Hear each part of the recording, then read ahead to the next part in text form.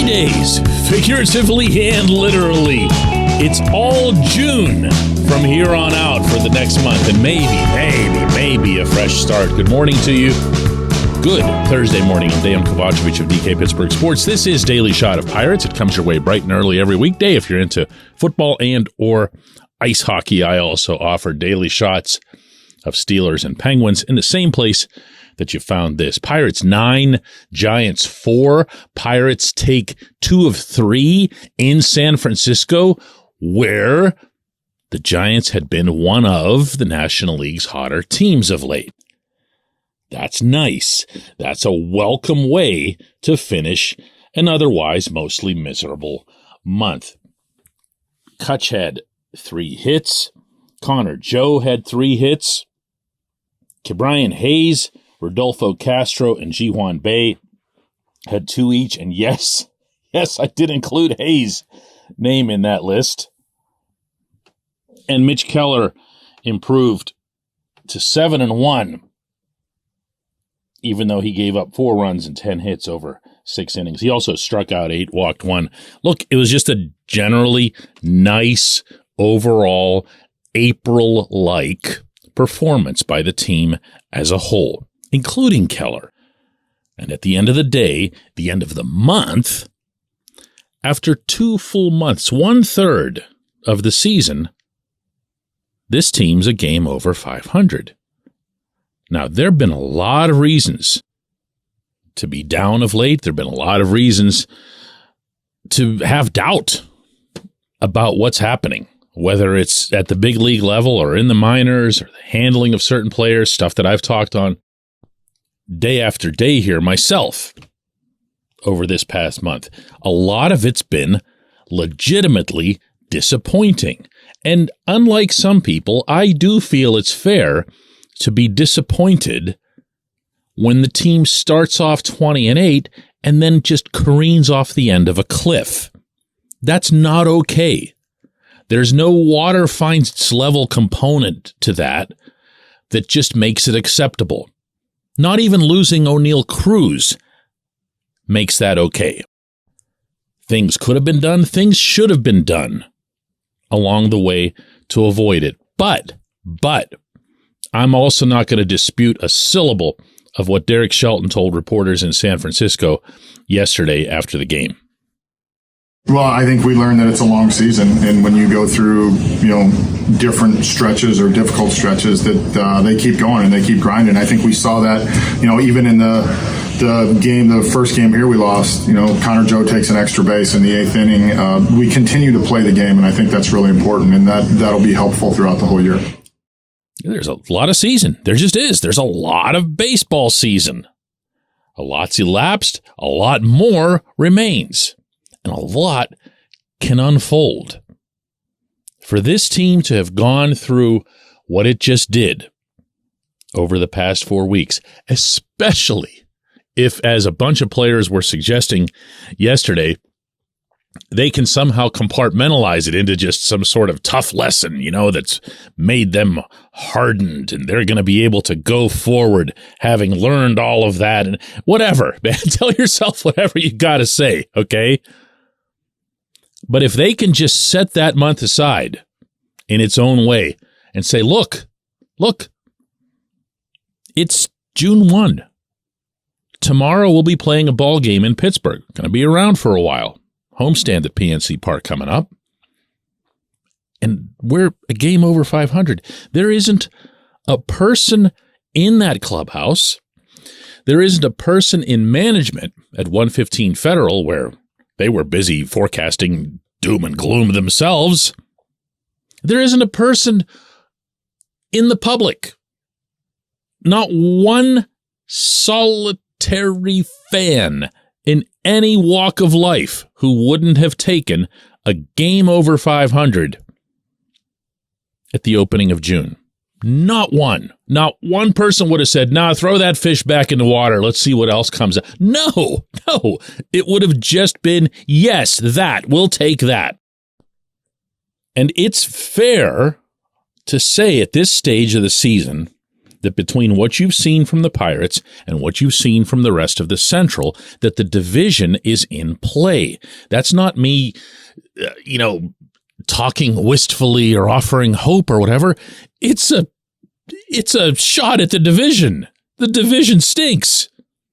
When you have a first-place team in the Brewers that can barely get out of their own way, they have a negative run differential, and they're just a game and change above you every other day, that's a winnable division. When you have the Cardinals, the only team that ever consistently excels within this division, way down there at the bottom, that's an open door.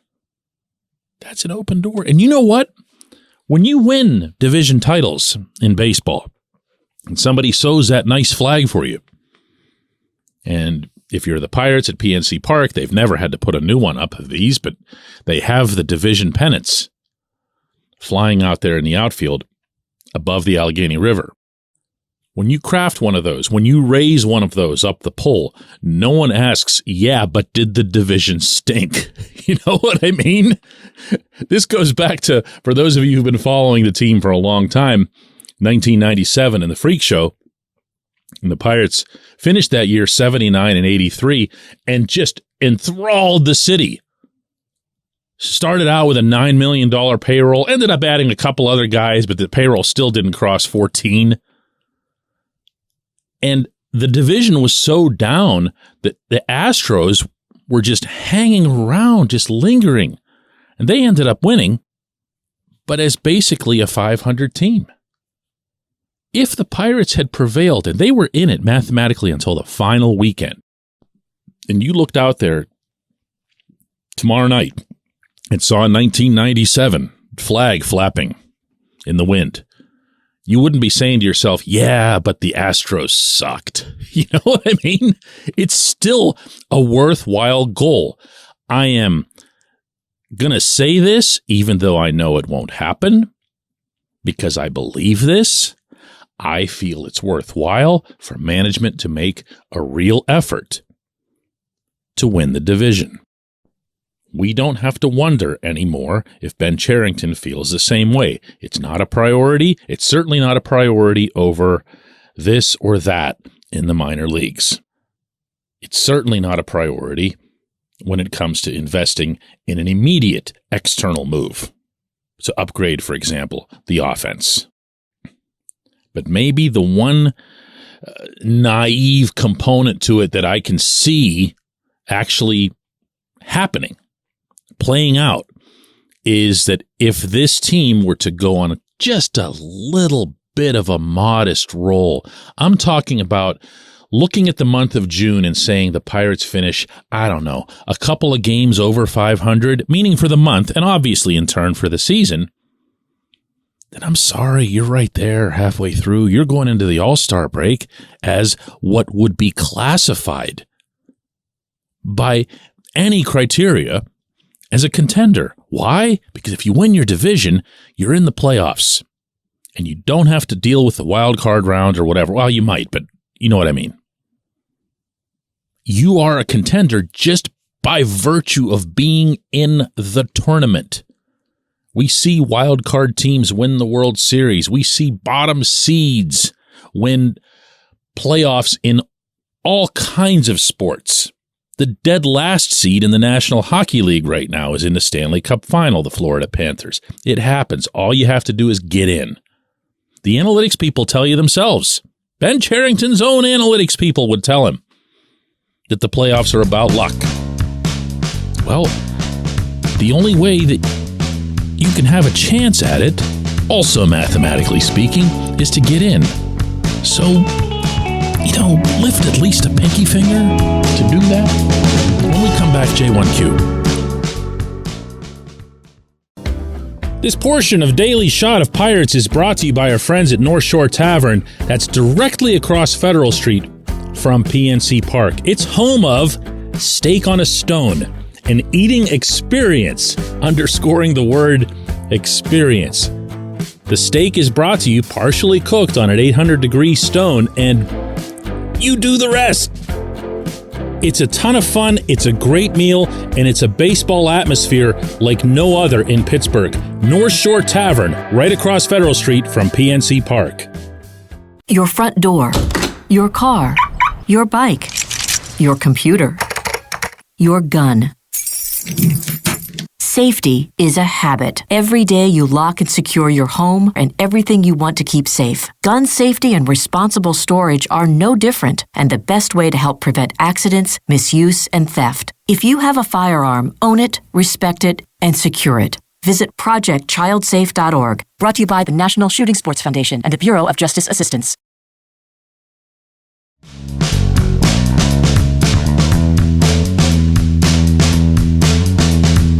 Today's J1Q comes from Nick, who says, "Hey DK, I appreciated your focus on David Bednar in yesterday's Daily Shot. Now that it's June and the All-Star ballots are open, it got me wondering if Bednar will get back-to-back All-Star selections. Mitch Keller should be a shoo-in as the Pirates representative, but I think Bednar has a compelling case to join him." Nick, there's a compelling case for Bednar. And yes, Mitch should be a shoo-in. But before I get into anything more on that, I'm going to reiterate something that I've stated for years. I don't believe that the All-Star selections should be a first half of the season MVP type race. The second half of the baseball season counts too, arguably counts a lot more than the first half. And yet we tend to reduce ourselves in these discussions to who's having the best first half. I never like that. Never. So when I say that Mitch should be a shoo-in, I'm including Mitch's second half of 2022. Really, the whole season he was solid. And Bednar, he fell off in 2022, wore down, and then finished up on the shelf. But it's just, for me, and I'm speaking completely solo here, obviously, because I don't know of anybody else who even shares this stance. I just don't get it. I don't get why it's a first half thing. Moreover, I don't get why there's such little emphasis on stars at an all-star game. Having the biggest and brightest names in the sport there. In some capacity. It doesn't have to be, so-and-so's made it 10 years in a row, so he absolutely positively needs to be there for an 11th year. There does have to be a level of performance associated with it. But look, what I'm trying to say here is it sure would be nice if there was a way for an Andrew McCutchen to be involved in a game like this. And the reason that I say that more than any other is that all of baseball got to see a city re-embrace one of its own at the beginning of this season. That was a pretty neat scene, and that got a lot of attention around the sport. And that's not the kind of thing that baseball should ever want to throw away, especially with all of the existing imbalances that there are. If that had happened, if that scene had happened in New York, that player, whether it's Kutch or whoever, that has a homecoming like that, that's a shoo-in. They'd find a way. They'd create a slot. So if you want to do something that's akin to what other sports have done, where they have a commissioner's selection on each team, one from the AL, one from the NL, something to that effect, where you just say, hey, here's a player who's really done it for a long time, and we want this player to be there. We want this player to have a cap tip moment in Seattle, where the game is going to be, by the way. That's something that I would love to see baseball do, but specifically this year for Kutch.